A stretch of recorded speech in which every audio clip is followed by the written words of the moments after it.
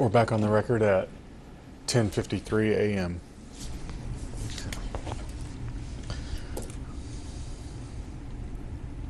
Was Ms. Pettit ever disciplined for violating Delta social media policy? No. Was she ever disciplined for communications with the press? No. Was she ever disciplined for violations of uniform usage policies? No. Do you know who Bill Lench is? Lenthsch? Yes. What position does he hold at Delta? He is the Executive Vice President of Air Ops. And since when has he held that position? I believe October 1st of this year. Do you report to him? Yes.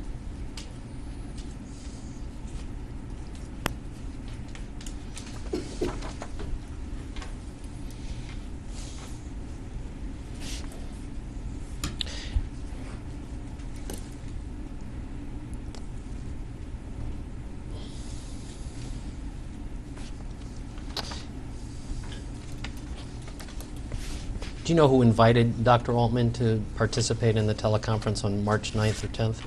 Objection. I'm assuming it was Dr. Faulkner. And you came to a determination at the conclusion of that teleconference that a Section 15 referral for Ms. Pettit was appropriate, correct? That's correct. But would you agree with me that she was not removed from flight until March 22nd? No, I would not agree with that.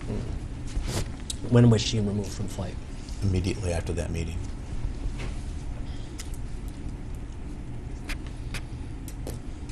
Now, why was she removed immediately after that meeting? Because we had a concern with her being in the cockpit or being in the jump seat.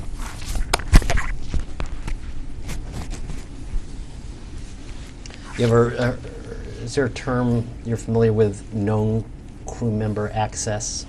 Yes. And when she was grounded pursuant to the Section 15 referral, did she lose known crew member access?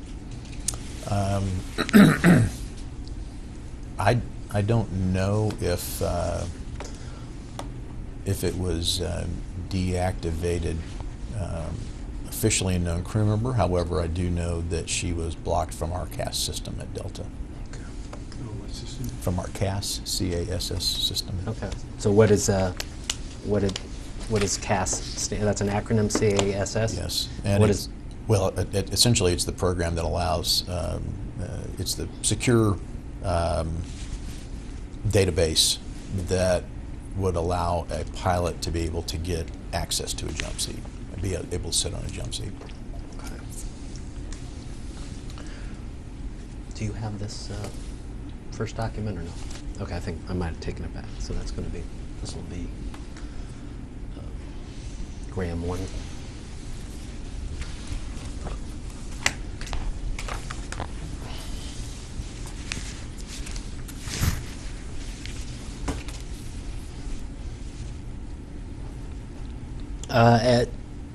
I've handed you a document titled at the top, Respondent Delta Airline Inc.'s Objections and Responses to Complainant's First Combined Discovery, Interrogatories, Requests for Documents, and Requests for Admissions. And that's been marked as Graham Exhibit 1. My first question is, do you recognize this document? Vaguely. You believe you've been shown this document before? I believe so. Okay. At any time after August 31st, 2018, did anyone come to you and ask whether you had any documents in your possession related to Ms. Pettit? I'm sorry, restate? At any time after August 31st, 2018, did anyone come to you and ask whether you had any documents in your possession related to Ms. Pettit? Yes. Okay. And when did that occur? It was an administrative review that happened. Well, I received updates via email, and then I believe gosh, it was about 2 weeks ago, 3 weeks ago maybe. Did were you ever advised that Ms. Pettit had made requests for admissions to Delta? For admissions to Delta, I'm not sure what that means. Okay. I presume then you have no recollection that anyone asked you to respond to requests for admissions, correct? No. Okay. Were you ever advised that Ms. Pettit had submitted interrogatories to Delta? No. Okay. And so I want to refer you to this document. Let's move to page 7.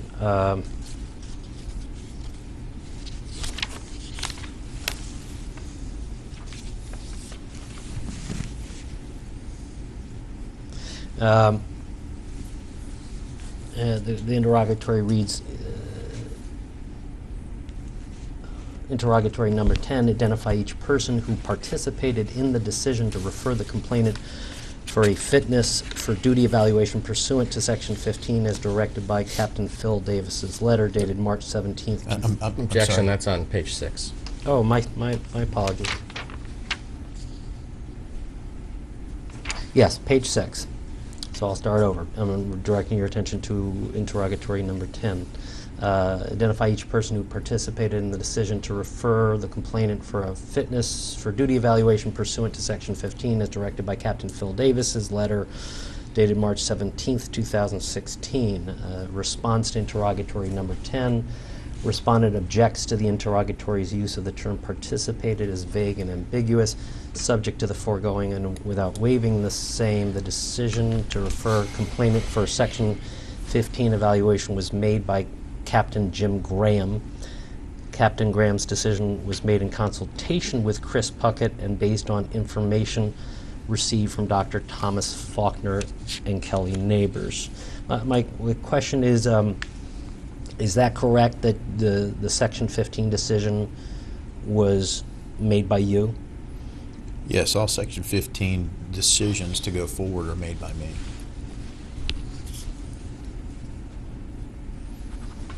And your decision was made in consultation with Chris Puckett, is that also correct? Well, consultation would mean step me through the process and what will take place. And yes, I did consult with Chris Puckett in that manner. Okay, so the content of the consultation were how the process worked after a Section 15 referral had been made, is that correct? That's correct. Okay, so Mr. Puckett did not participate in the decision to make the Section 15 referral? Objection to the form, you can answer. I didn't ask for his advice, no.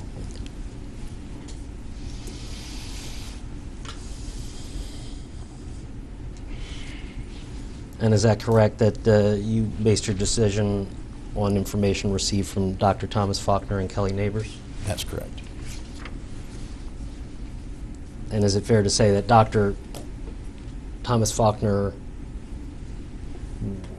did not provide additional facts beyond what Ms. Neighbors reported, correct? Objection.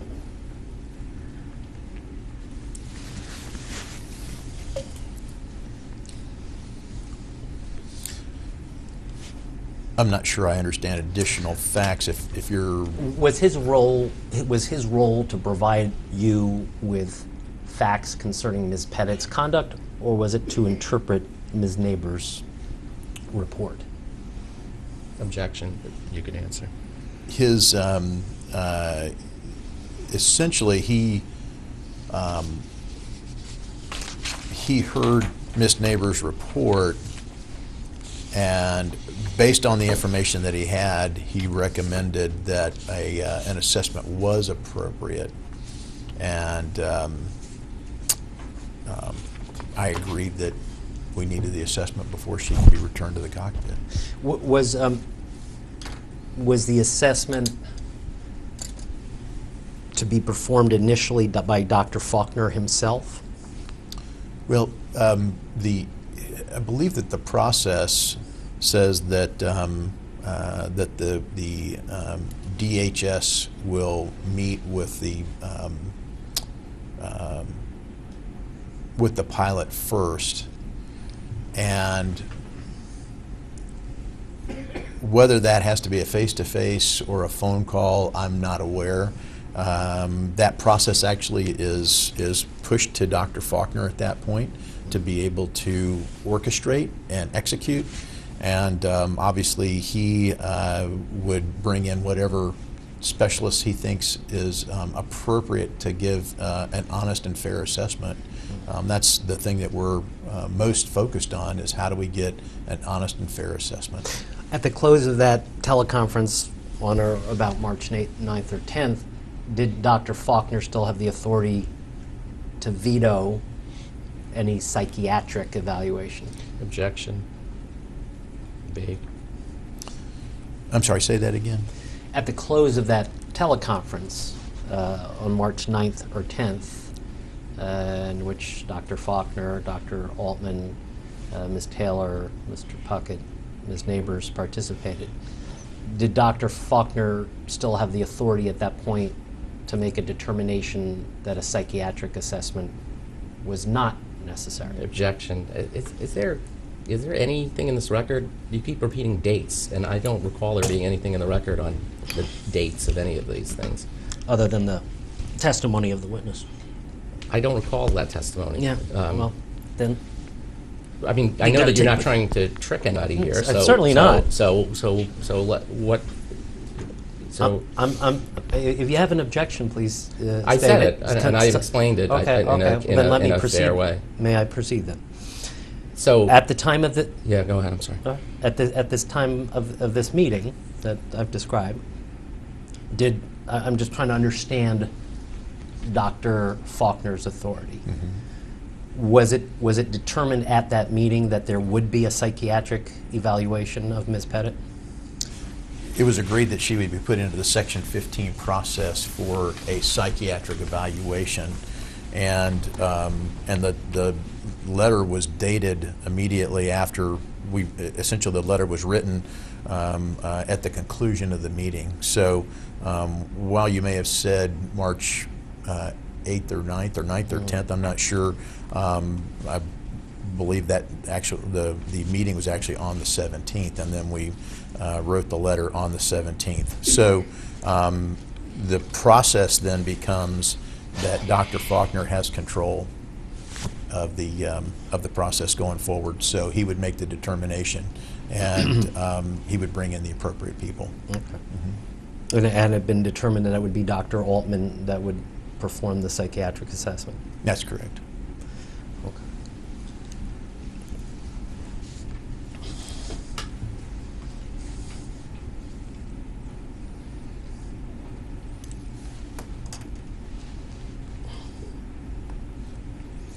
Did you engage in any prior review of Dr. Altman's qualifications?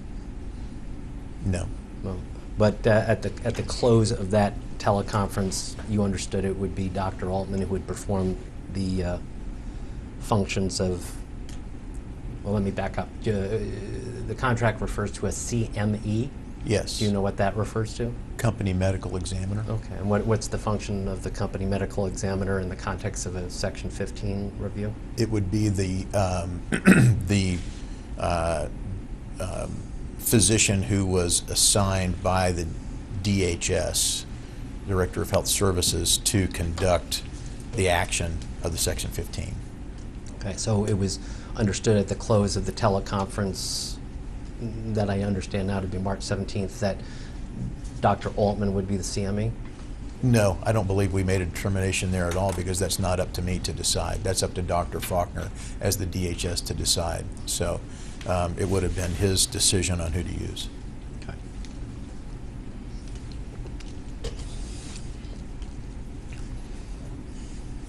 Did you have any concern about, so when did you learn that Dr. Altman had been selected by Dr. Faulkner as the CME? I don't recall. Was it months later, weeks later? No, I would say within a week or a week and a half.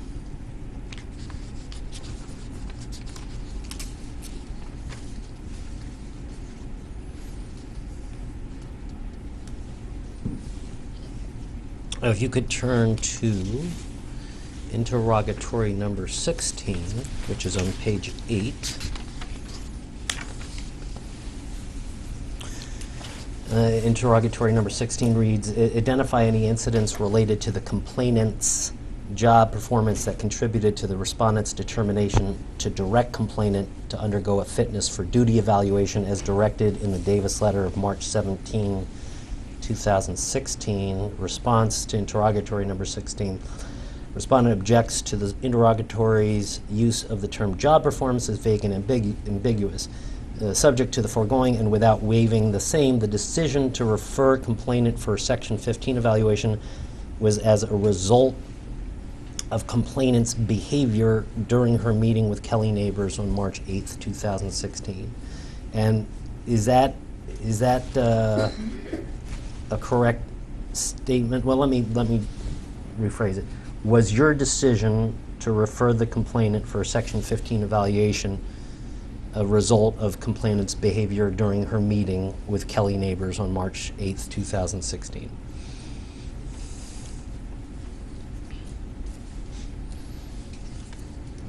That was the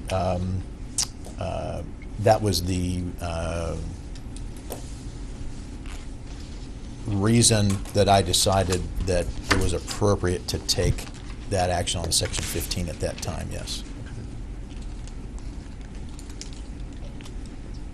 But you had previously considered referring Ms. Pettit for a Section 15 referral? I wouldn't say that I had considered referring her for a Section 15. I had seen some things in her behavior dating back to as early as my first interaction with her that I felt was somewhat peculiar. And when Ms. Neighbors recounted her behavior during the meeting, it certainly appeared to me that that had intensified and moved from what I would consider to be somewhat peculiar to possibly a cognitive disconnect. Did you bring up that prior conduct during the March teleconference? I did not. Did you, why did you not? Objection again. Are we talking about March 9th or March 17th or both? I've heard both Right. dates from this witness, so I am referring it to as the March teleconference. That's fine. That's Okay. fine. I wasn't trying to I'm trying interfere. to- I thought it'd be helpful. Okay. And I don't know how to, I'm just trying to finesse it at this I point. thought that'd be helpful. Okay. And my apologies for not having the exact date in my head, Okay. but there are so many dates going on out there. This is Okay. So there was just the one teleconference in March, correct? To discuss the appropriateness of the Section 15 referral? it was a meeting that included Telephonic participation. telephonic participation, yes. Yeah. But there was just one meeting? Yes. Oh. Yes. And you did not raise any of this pre-March 2016 conduct, correct? No. But nonetheless, this pre-March conduct was part of the reason you decided a Section 15 referral was appropriate, correct? It gave me concern to see that what I had assumed to be behavior that I would call more I'm not sure the correct term to use here. I guess peculiar, because we typically find that pilots absolutely understand the guidelines that are given to them. They perform procedures, they perform non-normal procedures, they have memory items that they have to execute flawlessly. So we typically don't find that pilots don't understand the policies.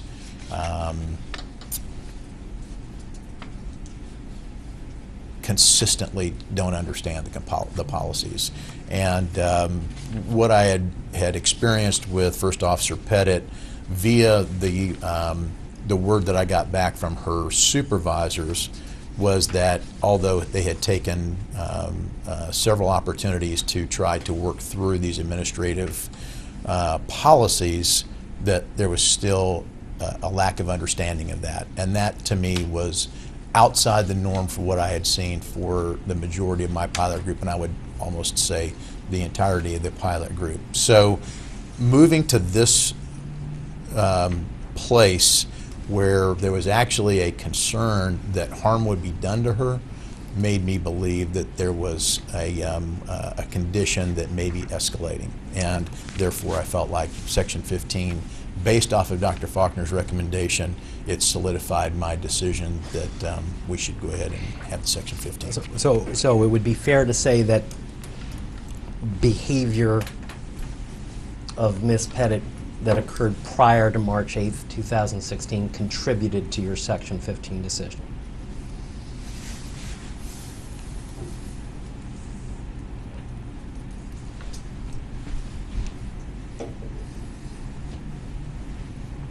I would say that it certainly had an influence on the what I looked at as the escalation to a concern over whether she had the right mental state to be in the aircraft. Prior to March 8th, had you ever proposed to anyone that she be referred for a Section 15 evaluation?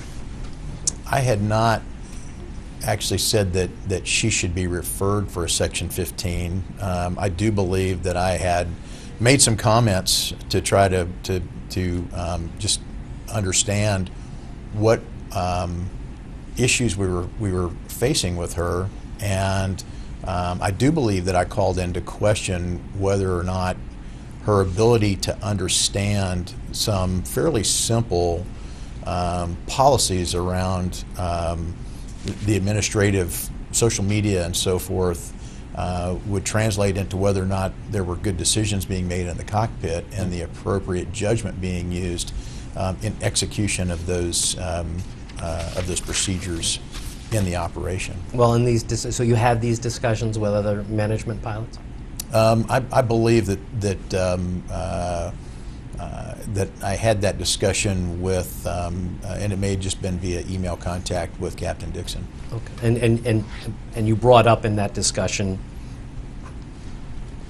perhaps the possibility of referring for a Section 15 evaluation. Yeah, I believe that the way I looked at it was this is one that we have to watch closely to see if there is a further concern out there, because this is outside the norm from what we see on a normal basis. Yeah. Did you use the reference Section 15 prior to March 2016? I believe I did. Yes. Okay. And you met with Ms. Pettit on January 28th, 2016, correct? I believe that's the date. Yes. Okay, that was the date I'm referring to is a date on which you would have allowed her to present her 45-page safety report. Actually, I had no idea she was bringing in a safety report at that point. She said she wanted to come down and discuss some concerns that she had with behavior that she had experienced while in training, and administratively, and administratively would be both in her indoctrination class as well as interactions with her chief pilot and her regional director. And in any case, in any event, you did receive a written report at the time of that meeting, correct? Yes. And you read that report? I did.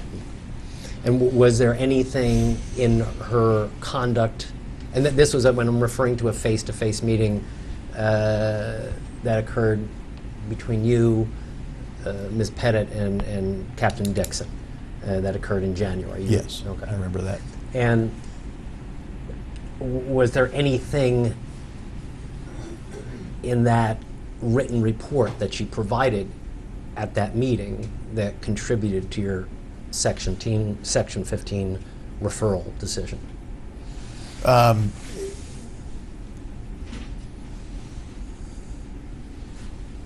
I don't know that I would say that it contributed as much as I went through the report, there certainly was a a preponderance of situations that related directly back to her and her experiences in training or in meeting with other instructors or chief pilots or fleet captains, and it certainly struck me as odd that so many things would happen to a particular person. So you considered some of the incidents she reported as indicative of a peculiarity on the part of Ms. Pettit? Well, I would say that I had not seen that prior to that point, with any other pilot. So that's why it certainly was something that stood out to me. Nonetheless, neither here nor there on whether that stood out to me or not. A safety issue is a safety issue, and as the safety officer for the airline, I'm going to always investigate those safety concerns and safety accusations or ideas that may not fall within what her idea is of safety to the fullest degree. Was there anything in her comportment during that January meeting between you and Captain Dixon and her which contributed to your Section 15 referral decision? I wouldn't say at the time, no. But later, no. Well, at the time in January, you did not make a Section 15 referral decision. That's correct. But when you made the Section 15 decision in March, did you reflect back on her comportment during the January meeting in terms of substantiating the need for Section 15 referral? Well, I think that certainly as I reflected on what Dr. Faulkner said, some of the concepts that lead to a mental capacity that needed to be assessed, I was able to say, yeah, I did think that I saw that in the meeting, and certainly it was evident in the report. In the report she gave you at the time? Yes. Okay. I really don't mean to put words in your mouth. I'm just trying to distill it down. Was it part of the concern in that respect, what you perceived in the report as an overblown sense of victimization? Object to the form, but you can answer. I would say no, and I would say that I did not go into the discussion with Ms. Neighbors and with Dr. Faulkner with any preconceived notions at all.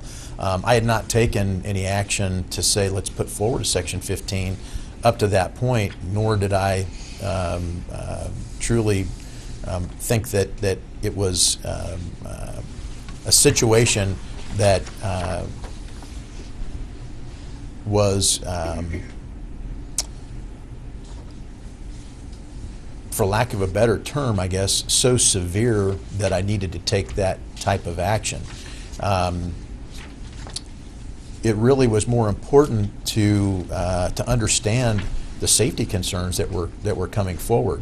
So as I heard the news from or the recount from Ms. Neighbors and Dr. Faulkner started talking through some of the medical concepts and so forth, it certainly became a factor to me that the interview with Ms. Neighbors drove the need to have that medical assessment. When I'm saying the interview, you're talking about the January interview? I'm talking about the interview that Ms. Neighbors had Okay. with First Officer Pettit. Okay, so I guess I'm confused. I guess you were hearing some echoes in her discussion with Ms. Pettit that reflected back to your January discussion? Well, there were certainly some things that, because of knowing that there was this lack of understanding of some of the policies and procedures that were clearly evident in the meeting on January 28th with Captain Dixon and me.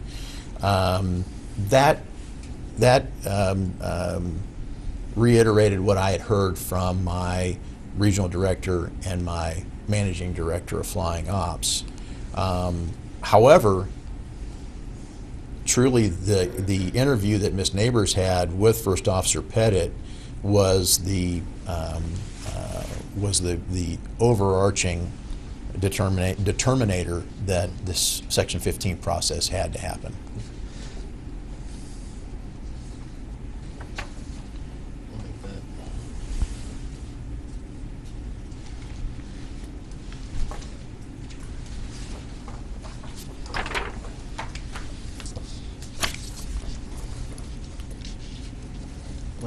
I've handed you a document that we've marked as Graham Exhibit 2. Do you have it? I don't have it. Oh, yeah. And it's titled Pettit Action Plan. Do you recognize this document? Yes. And does this reflect the division of labor in terms of responding to her written report that she Yes. gave? Okay. And that's the report she gave you in January of 2016, correct? That's correct. Okay. And who drafted this plan? Do you know? I did.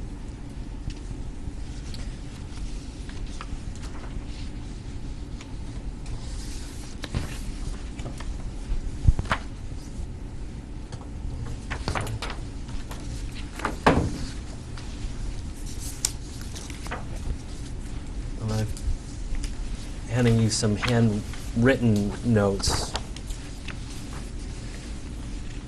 Can you identify whose handwritten notes these are? Yes, these are mine. Okay.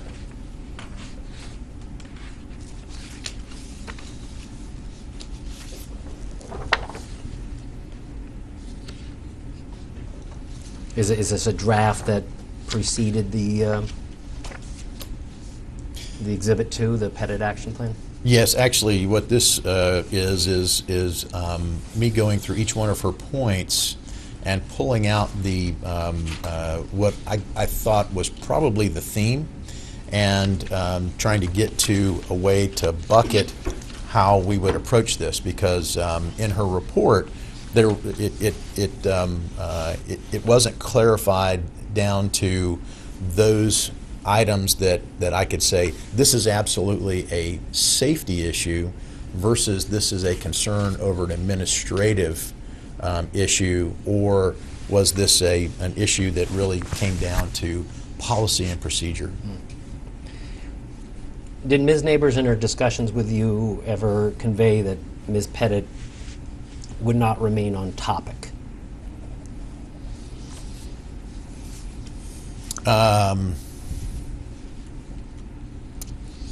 I do recall that Ms. Neighbors, as she talked about how the interview unfolded, that she did mention that there was certainly a lack of finishing a thought process before jumping to something else. Did Ms. Neighbors comment to the fact that Ms. Pettit was focused on safety issues as opposed to harassment issues? I don't recall her saying that. Matter of fact, her reason to interview First Officer Pettit was to talk to her about the EO concerns with the other pilots she had come in contact with. And the EO concerns are those as identified in this Pettit Action Plan? Yes. Did Ms. Neighbors convey to you that Ms. Pettit was worried that she had a target on her back? Yes. And did that contribute to your Section 15 determination? Yes. Have you ever asked Ms. Pettit if she said those words that she felt she had a target on her back? I don't believe that I did.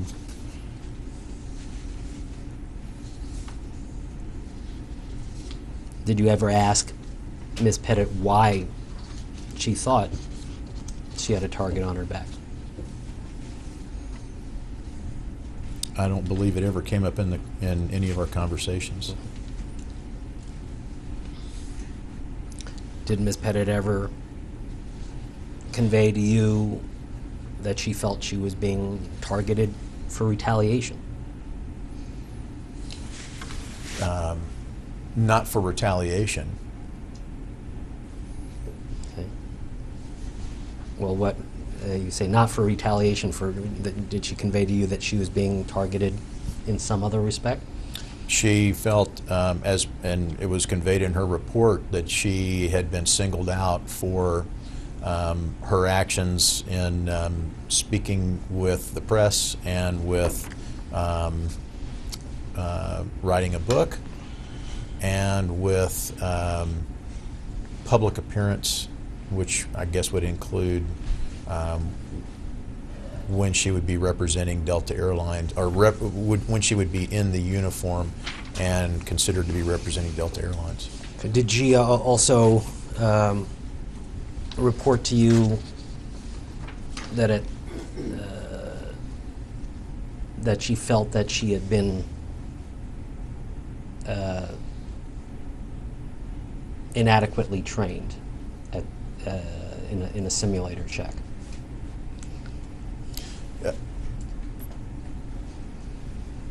Yes, she did. And I wouldn't necessarily say that as inadequately trained as much as it was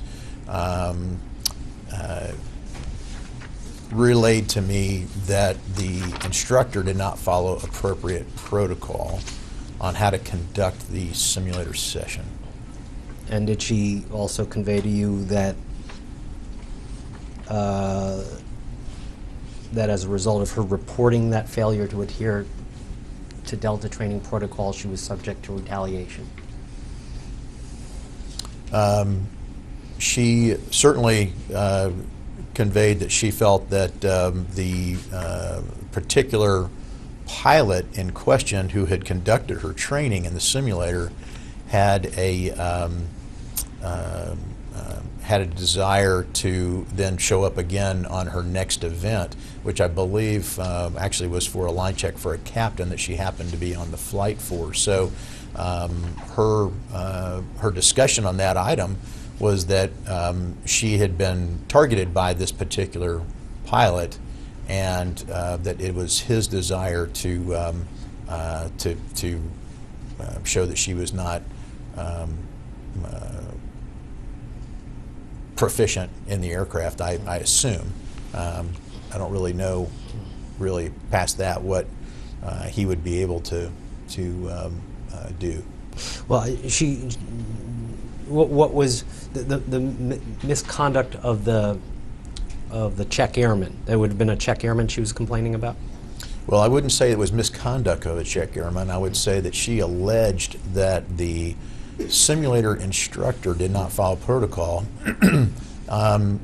and as a result of that simulator, she was put into, as I recall, special training and checking.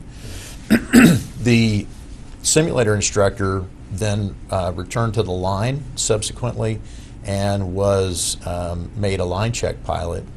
And on the line check that the captain received on a flight that she was on, which I believe was, and I don't know this for a fact, but the first line check she had seen and returning to the line was this line check pilot who showed up to give a captain the line check, and she assumed that he was there to check her. That was a false assumption. I'm sorry.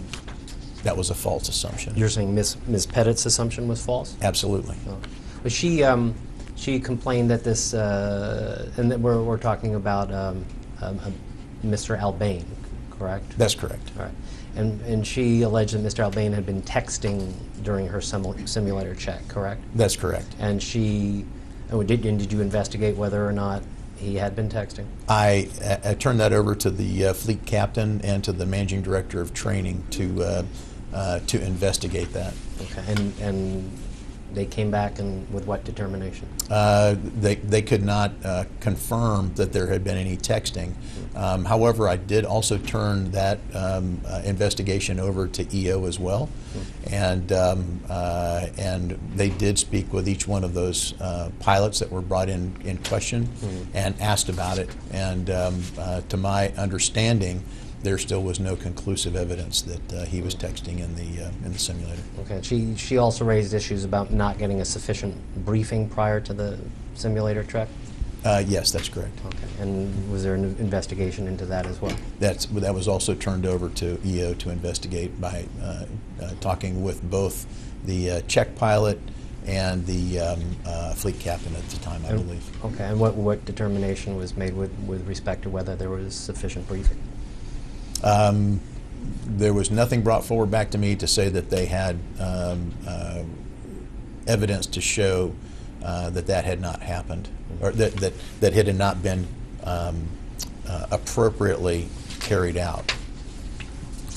And when, with respect to the texting and the adequacy of the briefing, when did you receive the investigation results?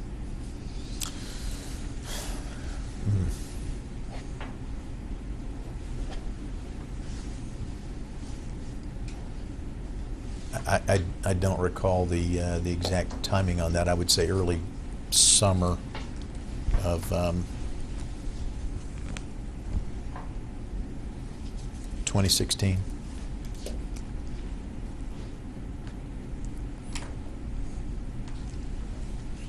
It was a verbal brief.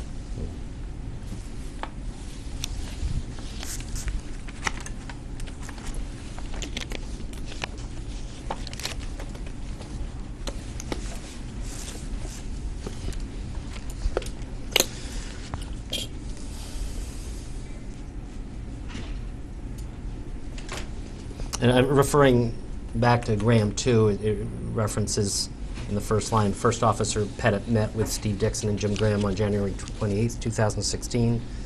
Would you agree that that was the date on which you met her? Yes, that's correct. Okay. And at that time,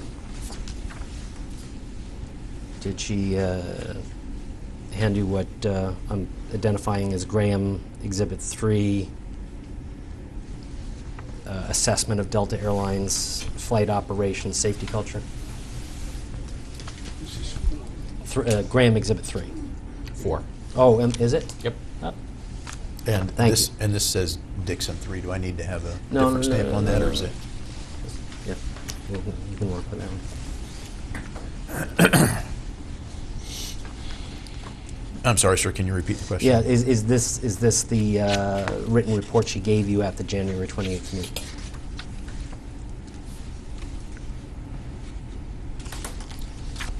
Lee, can we go off the record for a second? Yeah. Sure. I just want to tell you something off the record about the document. Is that it's up to you, but Go ahead. okay.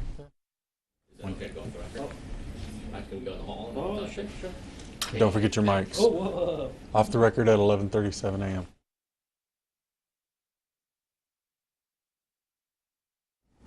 We're back on the record at 11:41 a.m.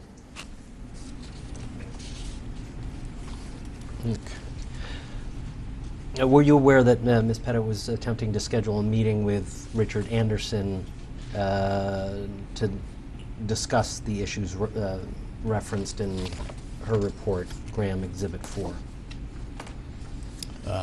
I remember there was an email sent to Mr. Anderson, and I believe that his reply was, I've referred this back to Captain Graham and Captain Dixon. You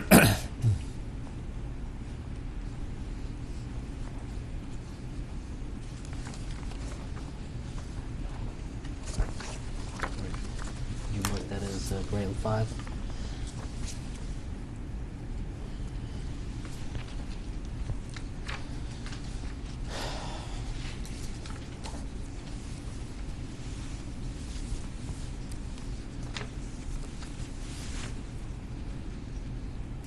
So we've handed you a document which is bait stamp DA 496 to DA 505, and could you look through it? I'm asking you mostly to focus on the senders and recipients, but and my question will be, was this an email thread in which you participated?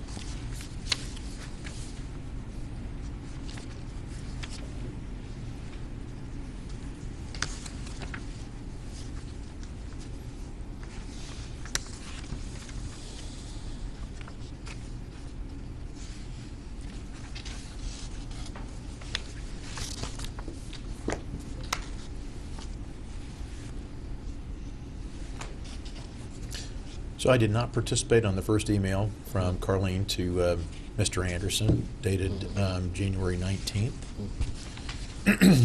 Nor was I copied on the January 22nd response. Okay. But somehow you got that email, correct? That's correct. And then you forwarded that email to Captain Davis, Captain Miller, and Mr. Puckett, correct? Yes. And why did you forward the email the email exchange you had with Mr. Anderson to Mr. Puckett? To try to understand what the context was up to this point, to see if she had actually talked to her regional director or her managing director of flying operations before sending something directly to Mr. Anderson. Okay. And you thought she had done something wrong with respect to this communication with Mr. Anderson? No, not at all. But the fact is that Mr. Anderson will take a look at this and reach directly back out to us and say, what are you guys doing about this? And if there had been any discussion, I certainly wanted to be educated so I could talk to the CEO about it. I didn't want to be caught and be the only person that hadn't received the email. Okay. But why would you have sent it to Mr. Puckett? I mean, Mr. Puckett's not a part of the flight department, correct? No. So he's why not. He's did you part of send it to Mr. relations. Puckett? That's a good question. I don't recall. Okay. Now, on January 21, well, hold on. Let me get that Graham 6.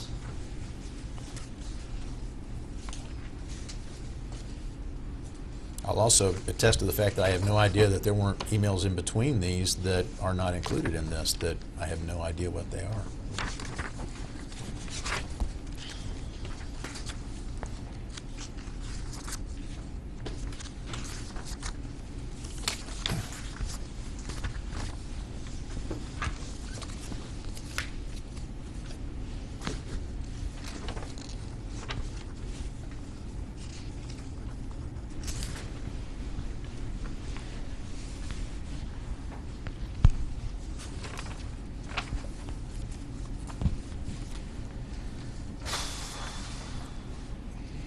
I'm sorry, anything else on Exhibit 5? No.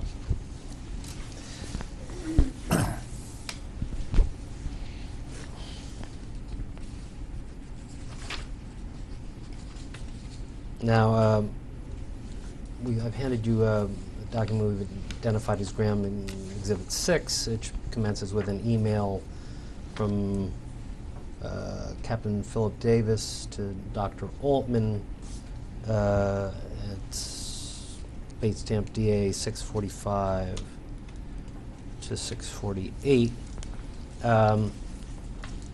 And below it shows an email of Dr. Davis emailing to Dr. Miller with the first sentence being, what follows is a summary of the West Region's dealings with Seattle First Officer Carlene Pettit.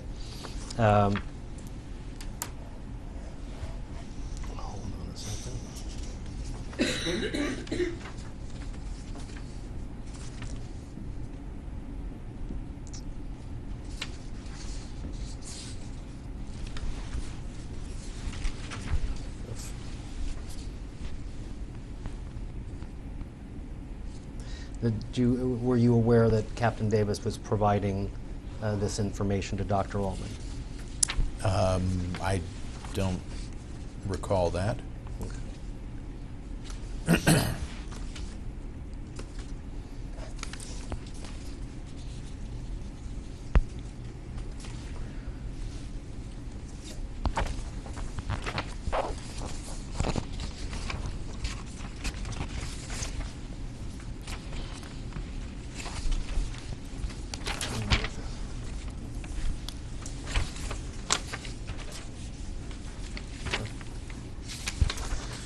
I'm handing you a letter dated March 17th, 2016, which we've marked as Graham Exhibit 7. Would this be the letter that effectuated the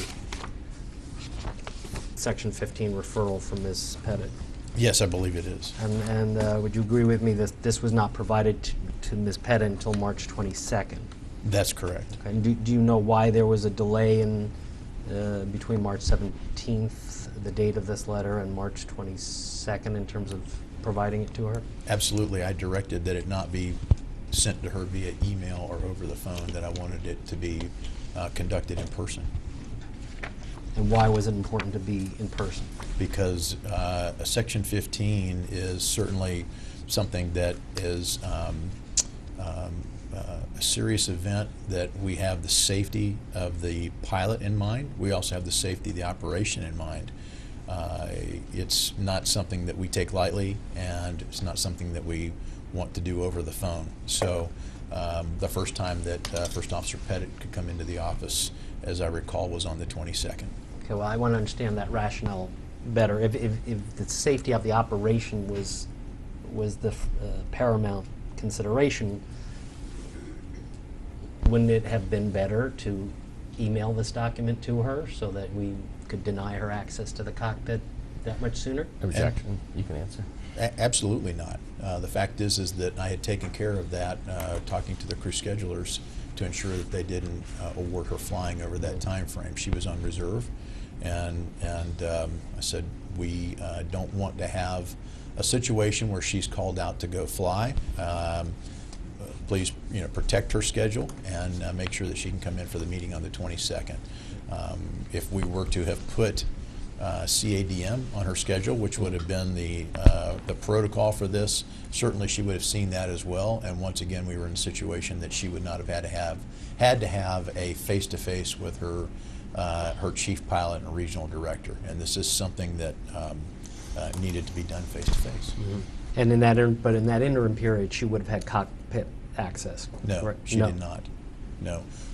We were able to remove her from the jump seat authority, so she did not have access to the She would have had known crew member access during that period. Well, known crew member is different than access to the Delta cockpit, right? So that's known crew member goes to a system that allows you to go through an expedited screening, and can be used to go on other airlines, but she would have had to be cleared to go onto a Delta aircraft as well, and that was it was not known to her at the time, but she was blocked from that.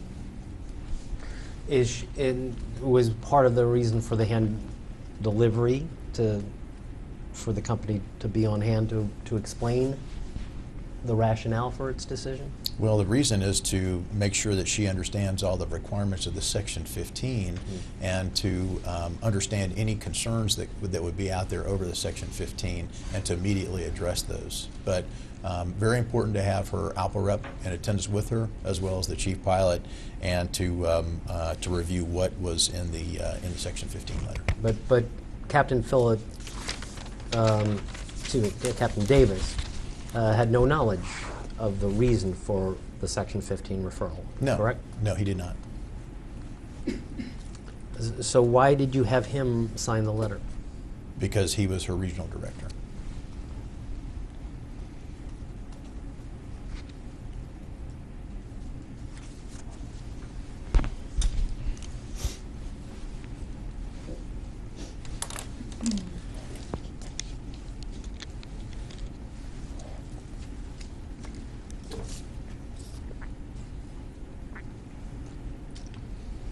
Have you ever heard of the Aviation Rule-Making Committee on Mental Health?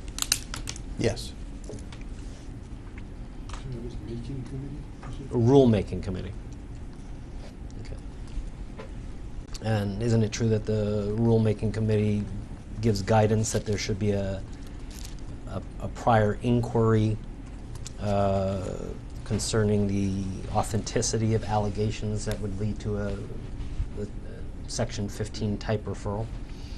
We actually had a pilot who was on that rulemaking committee, and as he explained it to me, the rulemaking committee was the intent of their language was to ensure that there was a psychological evaluation that was part of the hiring process at every airline. Delta Airlines has had that certainly as long as I've been on the property, and from what I understand, since its existence. So we actually were already in compliance with that.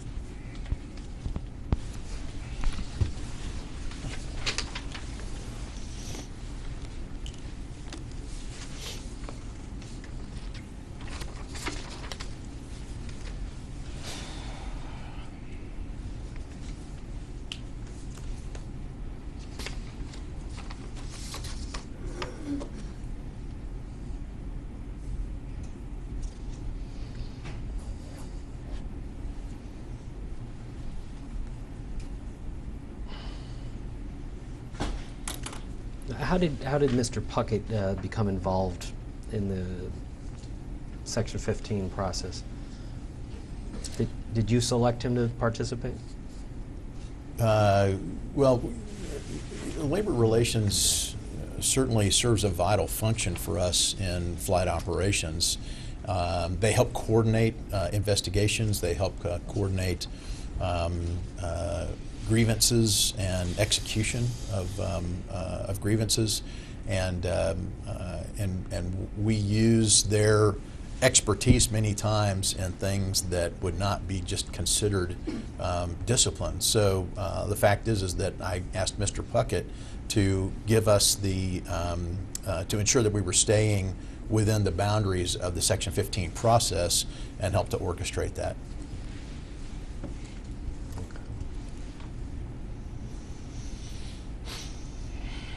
And why did you select a representative from the Labor Relations Department as opposed to the Human Resources Department? That was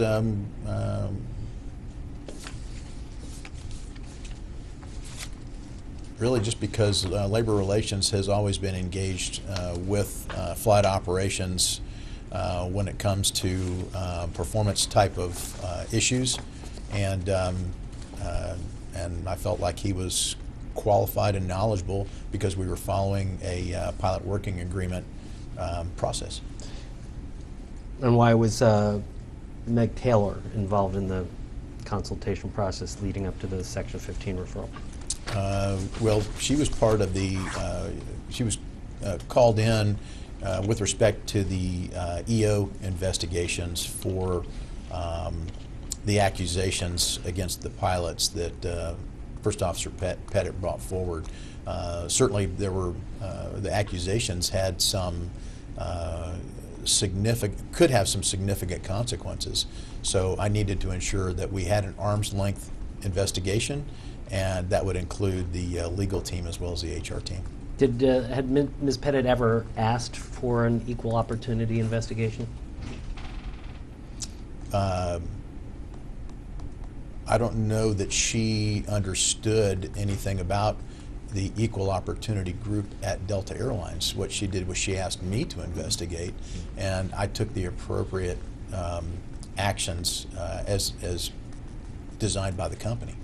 Isn't it true that she actually resisted in communications with you, resisted the involvement of investigators outside the flight department? I don't recall that there was a resistance. When I called her, I specifically told her I need to ensure that we do this arm's length because there could be some serious repercussions for the things that you brought forward. So this cannot be an in-house investigation. And I still feel very strongly about that. What were the things that you felt very strongly had to be investigated by equal opportunity investigators? Well, certainly if there was any sort of harassment going on at any time, that's not something we ever condone at Delta. So I wanted to understand more about that.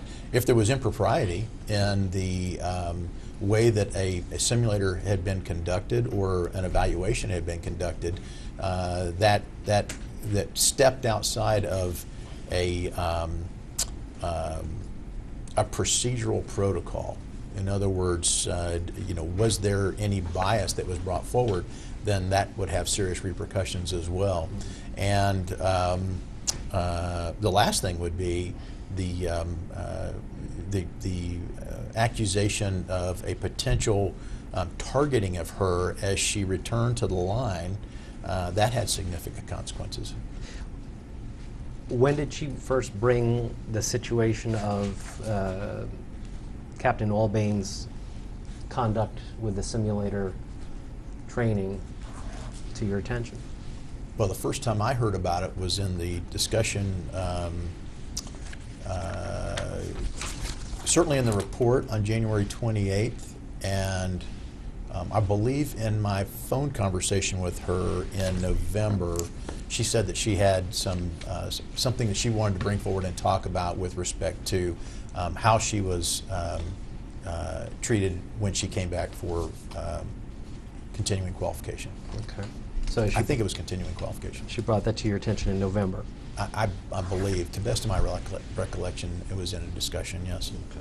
Although there were not nearly the specifics that were in her report, and I think that's important. What did you understand at that time? That that there may not have been an appropriate checking protocol followed when she was in the simulator. And what investigation did you conduct at that time? None.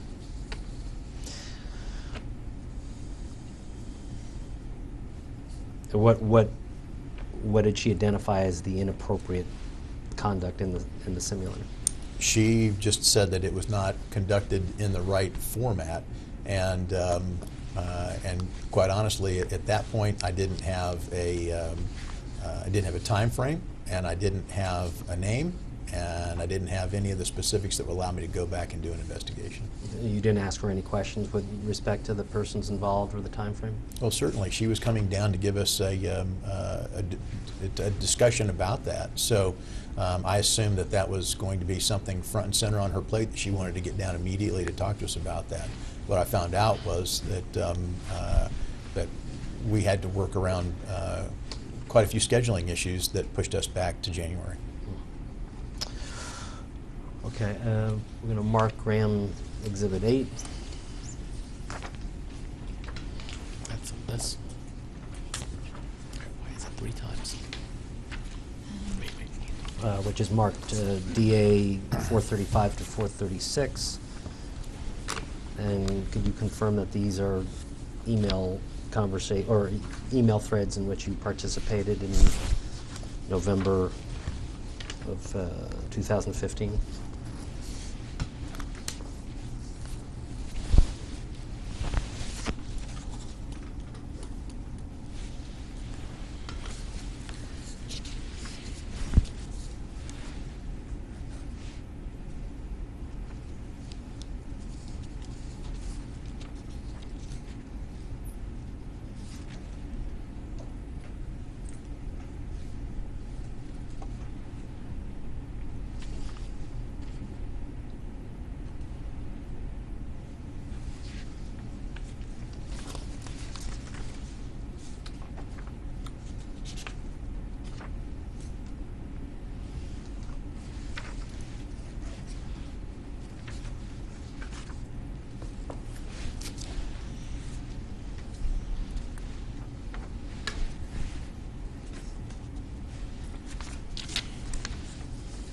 Yes, this appears to be an email to me.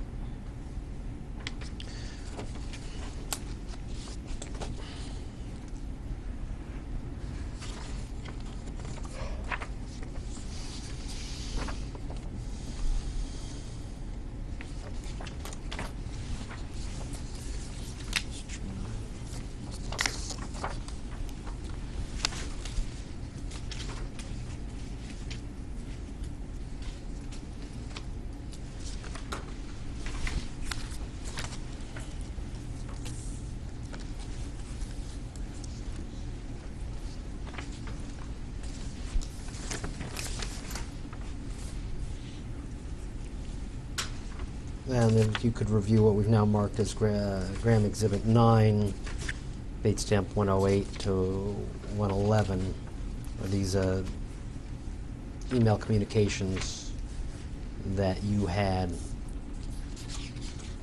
with Ms. Pettit, aside from the header, in November of 2015.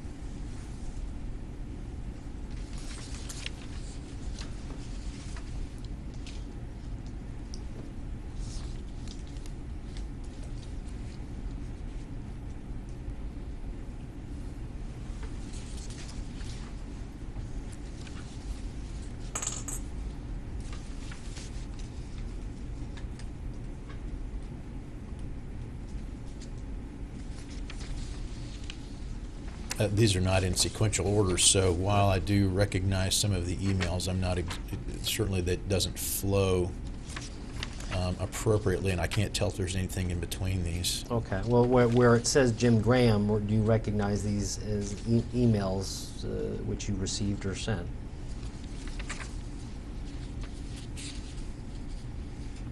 Yes, to the best of my knowledge.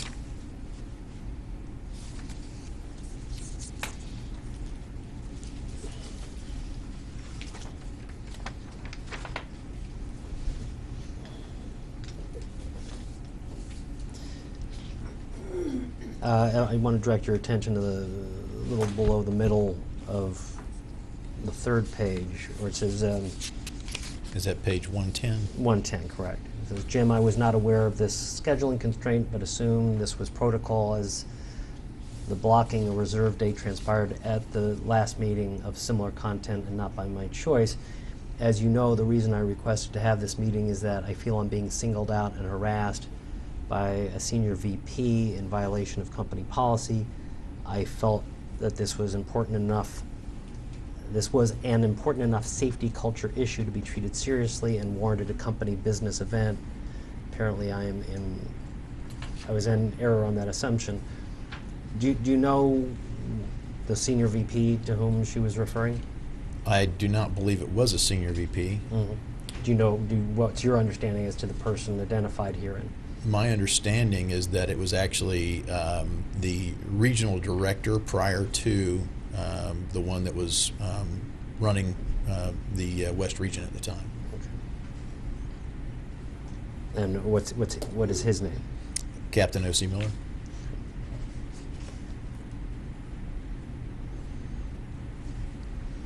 And did you ever ask her to identify who this individual was? I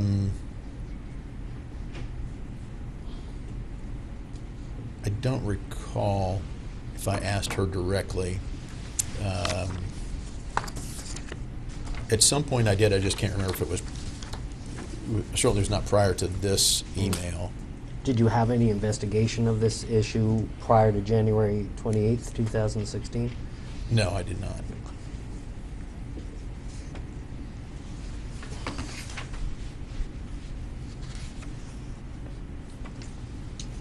Where did these email communications contribute to your Section 15 decision? No, I didn't recall these emails in that decision. What I do remember from this is that I felt that she was confusing safety culture with what she considered to be a harassment issue. And certainly the person in question to my knowledge, had not ordered her to take a flight for which she didn't think that she was prepared or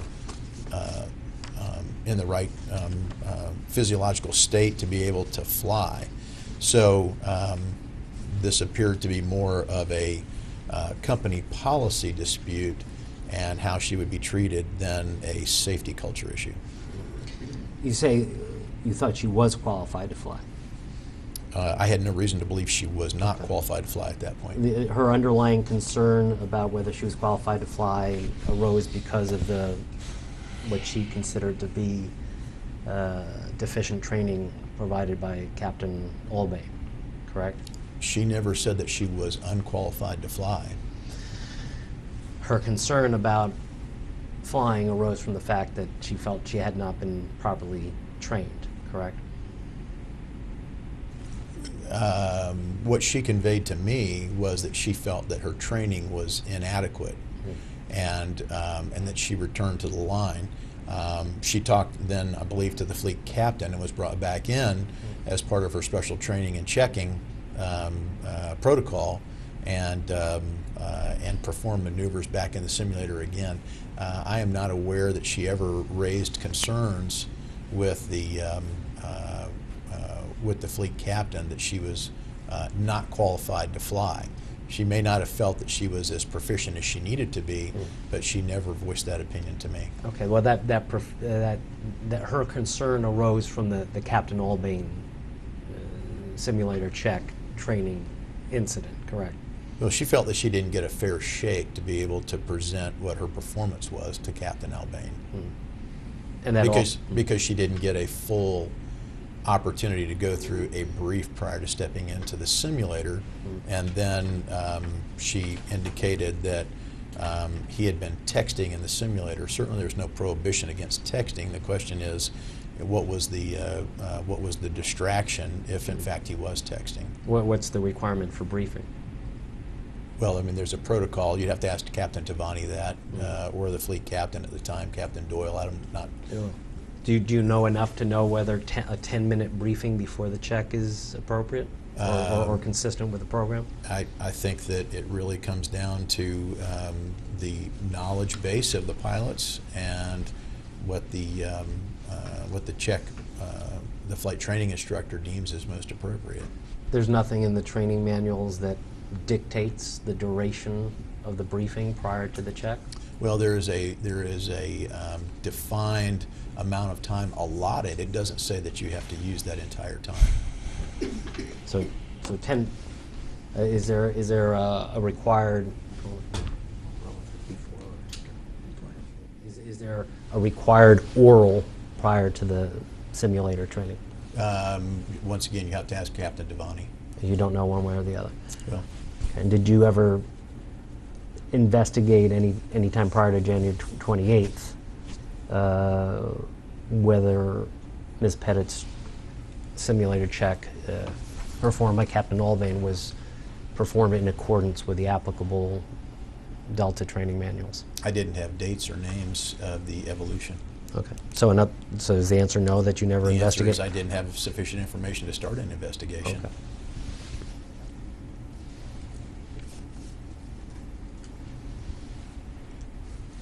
Are you familiar with the acronym CQ? Yes. Okay, what does that stand for? Continuing qualification. That's the one we beat to death a few hours ago. Okay, so that was the and that was isn't the oral prior to the sim check required in order to obtain the CQ? There is a requirement to meet prior to going into the simulator to review, and you're talking about going back to, what was the date of this, 2010 or 11 or 12? I can't remember what the date was, but I can tell you I just finished CQ, and there was a requirement to go through memory items and limitations, and also at some point to finish up walk-around slides. So whether that was in force at the time, I can't say. All I can tell you is what I know now, and you'll have to ask Captain Devani or Captain Doyle what the requirements were at that time. Okay. At this point, you decided that it was appropriate to proceed with a meeting with Ms. Pettit without EO participation, correct? That's correct. And why did you decide that was appropriate? Because she said she wanted to meet with Captain Dixon and me. Okay. That was her specific request.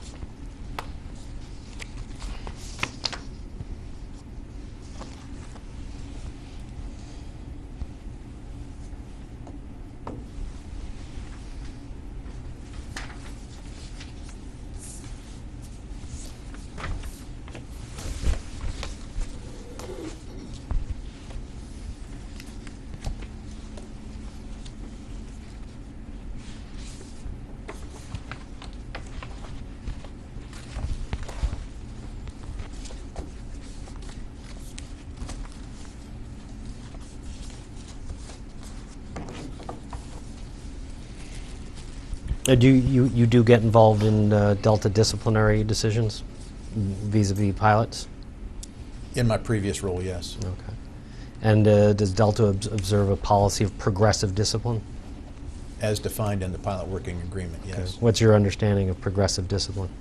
That when appropriate, that discipline will be awarded commensurate with the issue at hand, and that it would escalate progressively with subsequent issues that might arise. Okay. And you start with an oral warning when a policy is violated? Not necessarily. Okay. What comes before an oral warning? No, it's actually what comes after an oral warning. Okay. And the fact is that a counseling session is, excuse me, a counseling session is the way that we like to proceed first. Mm-hmm. However, there are certainly certain things that become much more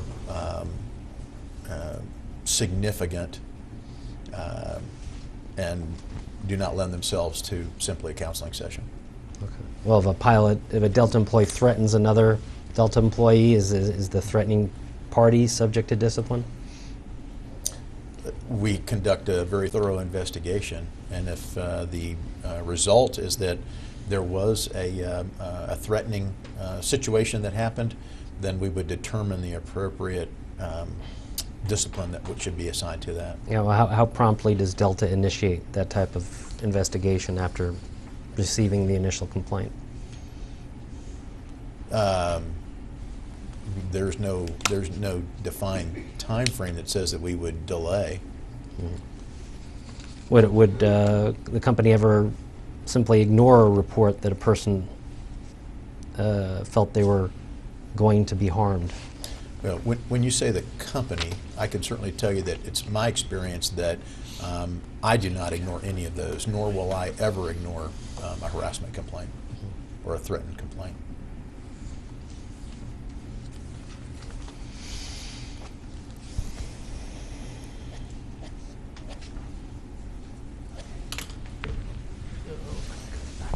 It's 12:20, so I yes. don't know if you're moving to a long topic. No, or a we short topic. we could break I now don't for particularly want to or need to break, but I just thought I would it alert would you to be the a time. not inappropriate time to break. So Is that okay for It you? doesn't matter to me. Yeah, it really doesn't matter to us, so it's your okay, call. so let's break then. Off the record at 12:18 p.m.